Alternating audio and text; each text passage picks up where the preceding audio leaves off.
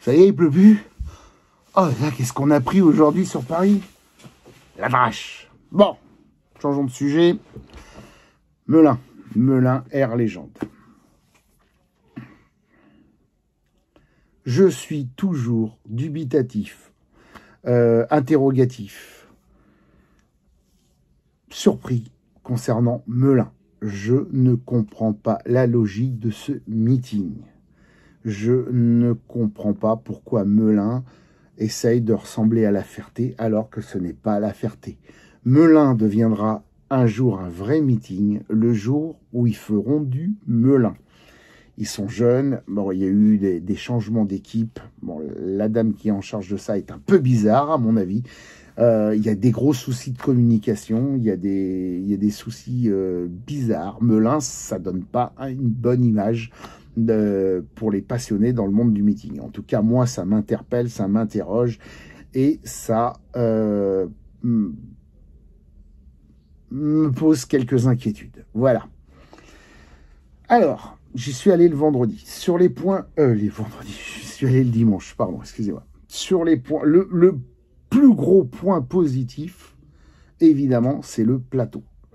Ça, on ne peut pas dire que c'est nul, parce que quand on déaligne un B17, alors je parle des trucs qu'on ne voit pas souvent, un B17, un MiG polonais, un Mister Schmidt, un nouveau P51, celui d'Ava à La Ferté, et des choses que peut-être que je ne suis pas assez connu, précis dans le monde des hélices, des avions hélices, et par exemple qu'on fait venir tout discrètement, même mal positionné, le PC6 de la latte, j'avoue que ça vaut le coup d'y aller. Par contre, c'est la croix et la bannière pour y aller. Deuxième point ultra positif, et ça, c'est bravo, c'est un bravo, mais sincère, net et précis, à l'équipe de Maxime Garcia de Spotter, qui était en charge de la gestion du statique et pistard. Maxime, tu sais faire des photos, tu sais, tu as une connaissance avec ton équipe du monde aéro, bravo pour tout ce que tu as fait. J'avoue que pas mettre de barrière et faire enlever les protections pour faire des photos naturelles de l'avion simple en lui-même au lever du soleil, bah voilà, il n'y a que toi qui l'a proposé cette année, il n'y a que toi qui l'a fait. Il y a des mecs qui font des accès au tarmac avec des avions qui sont bariolés de rouge et de vert et qu'on voit finalement pas la silhouette de l'avion, ou on l'imagine parce qu'on sait que c'est un Rafale ou quelque chose comme ça. Toi Maxime, bah bravo, c'est sans rien et bah voilà, ça fait des photos, des vraies photos au lever du soleil, et évidemment quand c'est l'heure de faire re-rentrer le public, bah tu remets les rubalises. Voilà, il y avait des gens qui étaient placés pour faire respecter les 3 mètres de distance pour que tout le monde puisse faire des photos bien. Bah ça c'est chapeau. Ça, c'est chapeau, parce que j'en connais qui te font des organisations de meeting et qui te laissent des barrières, qui te laissent les trucs, et finalement ils font jamais d'efforts. Je suis très personne, mais ils se reconnaîtront, hein. Voilà, ça c'est un meeting. Alors ça, c'était bien. J'aurais aimé, par contre, Maxime, que ça soit fait aussi pour la zone hélico, parce que les 2 NH, la Gazelle, l'Alouette et le PC6, les barrières étaient un peu trop proches. Voilà, mais t'en avais pas la gestion, je le sais, mais ça aurait été bien de laisser de l'espace pour pouvoir faire les mêmes photos du lever du soleil comme elles ont été. Je pense que tout le monde qui était présent et qui est venu à cet horaire-là, ultra tôt, pour le lever du soleil, ont été satisfaits. J'ai vu quelques photos passer sur Internet, et j'avoue que voilà, ça c'est comme ça. Tout le monde devrait s'inspirer du boulot de Maxime. Je crois qu'ils font aussi Rouen, si je me trompe pas, ou ils font Valence, si je me trompe pas, Spotter. Voilà, cette équipe-là, c'est à la fois les techniques aéronautiques et c'est à la fois les techniques de photo. Bravo à eux. C'est vraiment les 2 gros points positifs, le plateau et cette gestion pour les passionnés, pour les photographes, de ces instants-là qui tapent. Point négatif, mais alors ça, c'est plus du tout Maxime et son équipe. Point négatif, le sunset, on m'en a parlé, c'est pas un sunset. Eh les gars, allez voir à Cambrai ou allez voir à Albert ce que c'est qu'un sunset. Réveillez-vous. C'est pas parce que vous avez fait voler le Bronco, qui d'ailleurs, de toute façon, est à tous les sunsets, que vous allez vous attirer les félicitations comment dire, des passionnés. Les mecs qui payent ça, c'est aussi les passionnés, vous voyez. Donc le sunset, d'après ce qu'on m'a, est une catastrophe. Mais Belin, ils s'y connaissent en catastrophe de sunset. Ils t'avaient fait une séance de nuit où il n'y avait même pas d'éclairage. Bon, enfin bref. En fait, c'est ça, Melun. Le problème, c'est qu'il y a du très très bon avec des pièces incroyables comme ce Mr. Schmidt et du très très mauvais dans l'organisation. On peut en citer plein des trucs. Par exemple, la pelouse qui est rasée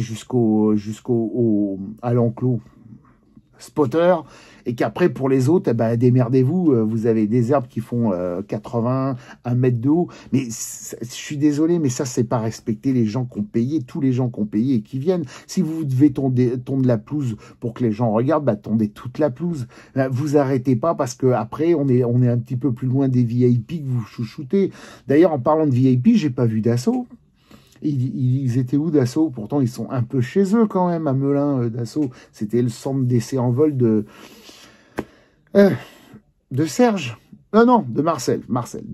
Du père fondateur. C'était voilà, et pas d'assaut présent. Il y a des signes, il y a des exposants qui ne sont pas là. Ça donne des signes quand même d'inquiétude, parce que ces exposants-là, quand ils viennent, ça veut dire que il y a, comment dire,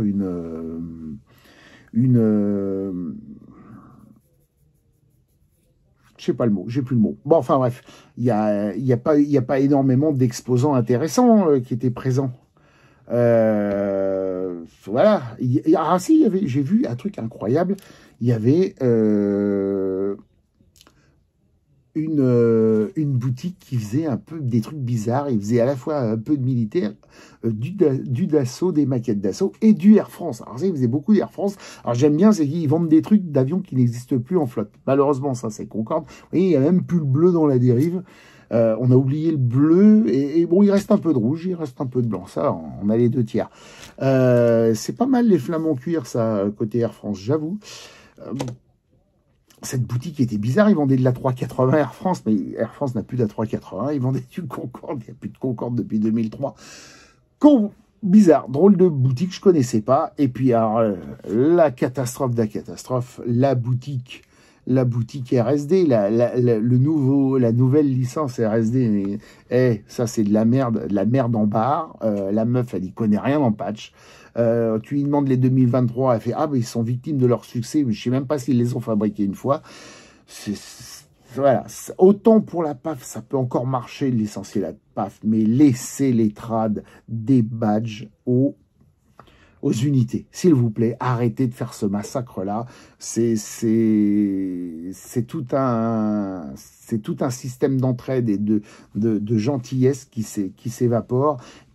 Pour avoir une licence, pour avoir du pognon, et derrière des gens qui te fabriquent de la merde. On te rappelle quand même que la première année, les t-shirts étaient fabriqués en Chine, concernant la PAF, et qu'au bout de 2 lavages, il n'y avait plus de bleu, blanc, rouge, il était passé vers jaune, rouge, quoi.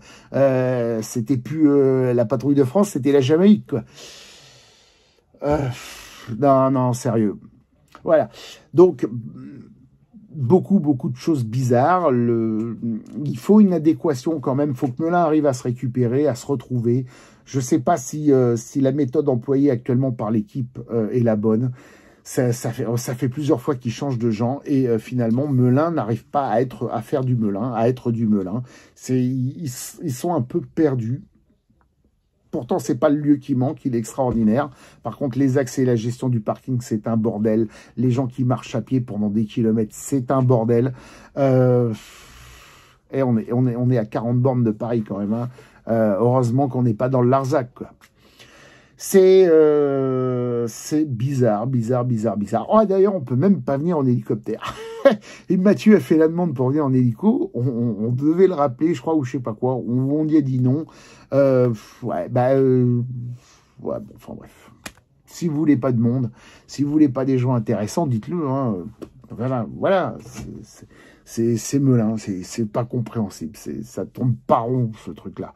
Je sais pas quoi dire. Je sais pas quoi dire. Je pense qu'il faut vite, même avec un plateau extraordinaire, c'est géré comme un tremblement de terre, quoi. C'est du n'importe quoi. On sait pas. Honnêtement, je n'ai pas d'appréciation. Je suis pas méchant, mais je suis tellement déçu qu'avec un tel potentiel, on fasse pas mieux. C'est incroyable. Melun, ça devrait être le tatou français, tellement qu'il y a de la place. Il faudrait peut-être refaire aussi le tarmac, il faudrait revoir aussi l'accès handicapé, il faudrait voir toutes ces choses-là. Mais on a l'impression que l'équipe arrive, quoi. Ils arrivent le lundi de la veille, quoi, et ils disent, bon, allez, hop, on ferme l'aérodrome, et voilà, c'est à nous. Allez, hop, on fait venir les avions, on s'entraîne, et boum, on fait un spectacle. Eh ben non, parce que c'est pas un spectacle. Il vit pas ce spectacle. Il n'y a pas de jonction, il n'y a pas de logique entre les tableaux, il n'y a pas de Torah et des choses comme ça. Alors évidemment, ne faites pas de la fierté, mais trouvez un fil conducteur, quelque chose. Ouais, c'était souvent des avions seuls ou à 2, voire à 3 qui faisaient des passages, qui faisaient une petite démo, mais c'est pas construit. Et puis aussi, Melun était le même week-end que Glenbrugge en Belgique. Et ça, j'ai vu beaucoup de Français, surtout ceux du nord de la France, qui sont partis en Belgique parce qu'il y avait un F-35, parce que c'était un petit peu plus vendeur. Et voilà, faudrait peut-être qu'aussi les organisateurs de meetings arrivent à pas se chevaucher, surtout sur les meetings importants. Voilà. Bon, il y a du boulot, c'est tout ce que j'ai à dire. Il y a du boulot sur Melun. Chaque année, c'est toujours un point d'interrogation de savoir qu'est-ce qui va bien marcher, ce qui va pas marcher. C'est marrant, c'est que c'est pour les autres meetings, bon, pour les plus connus maintenant, hein, c'est rodé. Melun, c'est pas rodé. Melun, ils sont en rodage, en apprentissage, en entraînement. C'est de la brocante. C'est la brocante de Lille. C'est du bric-à-brac. Voilà. Bon, prochain meeting, Chartres. Ouais, c'est pas très loin, c'est sympa. Aéroclub de France qu'organise avec le Chartres Métropole. Bon, Chartres, je connais, j'y ai passé une semaine. C'est bien, non, c'est très très bien. Chartres, c'est pas loin, ça fait plaisir. Voilà, et puis c'est un beau terrain. Alors, je sais pas comment ils auront fait la configuration, mais c'est un très très terrain sympa, la vue avec la cathédrale. En plus, on peut aller manger en ville. Chartres, c'est une ville qui coûte pas cher. C'est une ville vraiment qui coûte pas cher et qui est agréable. J'y ai passé une semaine, donc je peux vous le dire. Et après, Avord, j'irai rendre un service à un ami, voilà, parce qu'il me l'a demandé. Donc je ferai ma BA de l'année. Sur ce, prenez soin de vous, de vos animaux de compagnie, soyez heureux, essayez d'avoir un peu plus de soleil. Voilà, la vie continue, c'est ce que je vais dire. Bon, vous savez tout ce qui m'est arrivé. J'ai perdu maman. Maman est partie, on va dire. Elle est là. Mais bon, c'est dur. Et c'est vrai que c'est ces moments d'avion qui me font un petit peu, comment dire, garder la pêche. Parce que c'est vrai qu'en ce moment, c'est la rentrée. Aujourd'hui, la sortie de l'iPhone 15, donc je vais avoir beaucoup de boulot. Voilà, c'est peut-être aussi l'aviation, la passion qui fait décompresser, les hélicoptères qui font un petit peu décompresser, la soupape de sécurité que quand ça va pas, on fait un petit saut à l'aéroport, on regarde 1 ou 2 heures les avions ou l'héliport, et les hélicoptères, et ça va un petit peu mieux, il y a les potes et tout. Voilà, parce que c'est pas un moment évident, tout le monde le vivra un jour ou l'autre, mais c'est pas évident à vivre. Je m'attendais pas à ça et c'est assez surprenant. Voilà, je vais pas m'étendre là-dessus. Ceux qui me connaissent le savent, mais voilà. Prenez soin de vous, de vos animaux de compagnie, aimez vos proches, savourez les gens tant qu'ils sont là, parce que la vie part vite, la vie part très vite, surtout quand on tombe malade, la vie part vite et on a l'impression qu'on n'a pas eu le temps de tout faire. En tout cas, je réitère mon remerciement à Spotter pour les photos du lever de soleil, parce que ça, c'était vraiment un moment de communion, de joie. J'ai vu beaucoup de photos sur Internet de cette période-là, tellement ça a été beau. Et ça donnait la grâce, avec le soleil arrivant, ça donnait la grâce à ces avions, comme ce Mr. Schmidt. Alors ce qui m'a vraiment motivé, c'est lui, hein, avec le B-17. Mais le Mr. Schmidt m'a vraiment motivé énormément, parce que c'est marrant, parce que c'est le tout premier à réaction, et on dirait qu'il y a déjà tout dans cet avion. Alors évidemment, il véhicule l'image allemande de la Seconde Guerre mondiale, il n'y a pas la croix gammée, elle a été enlevée, soit, mais cet avion, par ses formes, par lui-même en fait, et l'aviation moderne, déjà, le tout premier avait déjà l'aviation moderne en ADN.